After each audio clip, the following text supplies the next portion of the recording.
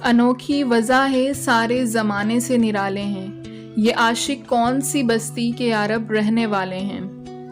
علاج درد میں بھی درد کی لذت پہ مرتا ہوں، جو تھے چھالوں میں کانٹے نو کے سوزن سے نکالے ہیں۔ پھلا پھولا رہے یارب چمن میری امیدوں کا، جگر کا خون دے دے کر یہ بوٹے میں نے پالے ہیں۔ رلاتی ہے مجھے راتوں کو خاموشی ستاروں کی، نرالا عشق ہے میرا نرالے میرے نالے ہیں۔ نہ پوچھو مجھ سے لذت خانمہ برباد رہنے کی، نشیمن سینکڑوں میں نے بنا کر پھونک ڈالے ہیں۔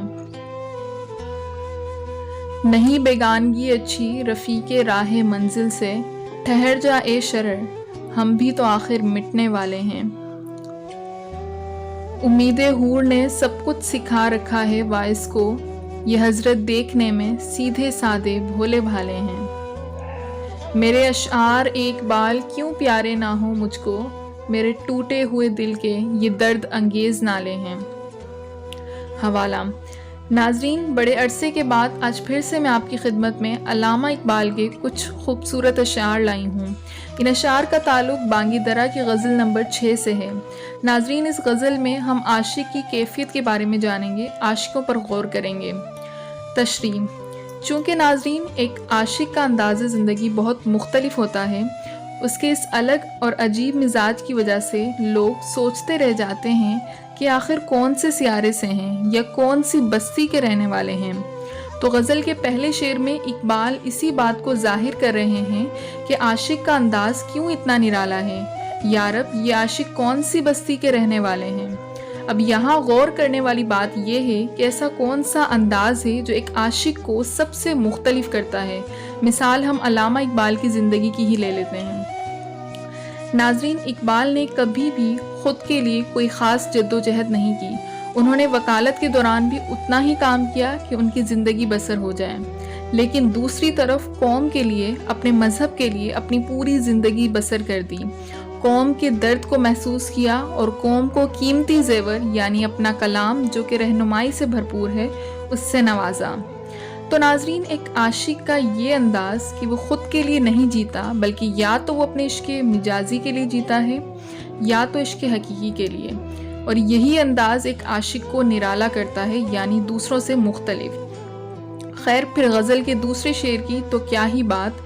اقبال ایک عاشق کی کیفیت کے بارے میں فرماتے ہیں، جیسے کہ آپ سب جانتے ہیں کہ ایک عاشق کو دل کے ٹوٹنے کی بہت خوشی ہوتی ہے، تو یہی بات اقبال شعر کے ذریعے سمجھاتے ہیں کہ ایک عاشق درد کے علاج میں بھی درد کی لذت کا شدائی ہوتا ہے۔ یہاں پر مثال علامہ اقبال نے چھالوں کی لی ہے۔ فرماتے ہیں کہ جس طرح ایک چھالے کو ختم کرنے کے لیے بھی سوئی کی نوک کا استعمال کیا جاتا ہے کہ ایک طرف چھالا یا زخم ٹھیک ہو رہا ہوگا لیکن اس کے ساتھ ہی اسے مزید تکلیف ہوگی، بالکل اسی طرح ایک عاشق کی حالت ہے کہ وہ محبوب کی جدائی کے درد میں بھی لذت محسوس کرتا ہے، اور وہ یہ سمجھتا ہے کہ اگر مجھے اپنے علاج کے دوران درد محسوس ہو تو میں اس درد کو بھلا نہیں سکتا، کیونکہ یہی تو عشق کا اصل لطف ہے جسے محسوس کر کے ہم اپنے محبوب کی حقیقت کو سمجھ سکتے ہیں، اور اس طرح ہم اپنے محبوب کے انتہائی قریب ہو جاتے ہیں۔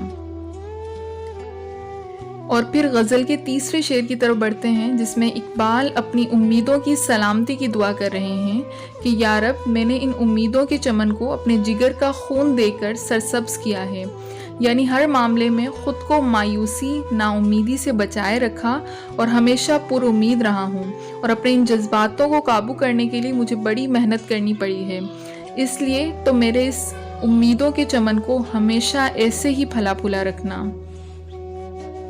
اور ناظرین، علامہ اقبال نے ملت اسلامیہ کے ایک ہونے اور پھر اللہ اور اس کے رسول صلی اللہ علیہ وآلہ وسلم کا پیغام پوری دنیا میں پھیلائے جانے کی خواہش اور امید پر اپنی زندگی کا ہر لمحہ گزارا ہے اور اسی کے لیے اپنا خون جگر دیا ہے۔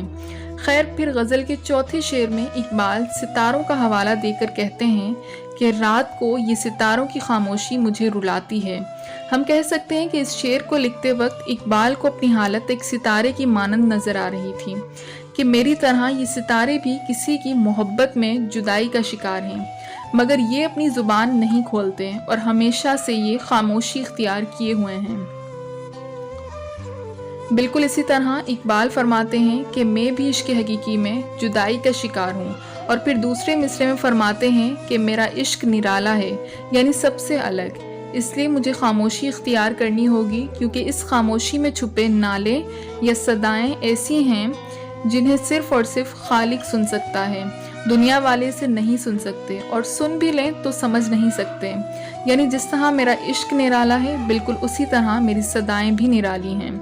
سادہ لفظوں میں غزل کے چوتھے شعر میں اقبال رحمۃ اللہ علیہ عشق میں صبر کی تاکید دے رہے ہیں کہ عشق مجازی ہو یا عشق حقیقی، اسے برداشت کرنے کی ہمت ہونی چاہیے کہ آہ نہ کر لبوں کو سی، عشق ہے دل لگی نہیں۔ اب غزل کے 5ویں شعر کی طرف بڑھتے ہیں۔ غزل کے 5ویں شعر کو اگر ہم ظاہری طور پر سمجھیں تو اس شعر میں اقبال کہتے ہیں کہ اپنے ہی گھر کو برباد کرنے کی لذت نہ پوچھو مجھ سے کہ میں نے سینکڑوں گھر بنا کر جلا دیے ہیں۔ ناظرین، جب میں نے اس شعر کو باطنی طور پر سمجھنے کی کوشش کی تو اقبال کا ہی ایک شعر میری زبان پر آ گیا کہ پرندوں کی دنیا کا درویش ہوں میں، کہ شاہین بناتا نہیں آشیانہ۔ ناظرین، جتنے بھی بزرگ اولیاء کرام درویش کلندر ہیں، ان کا ایک ٹھکانہ نہیں ہوتا، کیونکہ وہ پوری خطہ زمین کو اپنا گھر سمجھتے ہیں۔ وہ ہمیشہ حالت سفر میں رہتے ہیں، جیسا کہ آپ نے سنا ہوگا سفر وسیلہ ظفر۔ تو اقبال غزل کے 5ویں شعر میں یہی بات باور کروانا چاہتے ہیں کہ اسلام کے ماننے والوں کو ایک گھر میں قید نہیں کیا جا سکتا، اور نہ ہی یہ ان کی عادت میں ہے۔ بالکل اسی طرح جس طرح ایک شاہین کا کوئی گھر نہیں ہوتا بلکہ وہ پوری زمین کو اپنا گھر سمجھتا ہے۔ ناظرین، مسلسل چلتے رہنا بہت بڑی خوبی ہے، عظمت ہے کہ اسی سے انسان اپنے اعلیٰ مقصد حاصل کر سکتا ہے۔ انسان کی سب سے بڑی کامیابی میں رکاوٹ اس کے رکتے قدم یعنی جمود طاری ہونا ہے، اور میرے خیال سے غزل کے اس شعر میں چھپی یہی نصیحت ہے۔ اور پھر غزل کے 6 شعر میں اقبال نے اس زندگی کی مثال ایک شرر یعنی چنگاری کی لی ہے۔ اقبال کہتے ہیں کہ انسان کی زندگی بھی ایک چنگاری کی طرح ہے، ادھر چمکی ادھر ختم، اسے بقا نہیں ہے۔ بالکل اسی طرح انسان بھی فنا کا شکار ہے، یعنی فانی ہے۔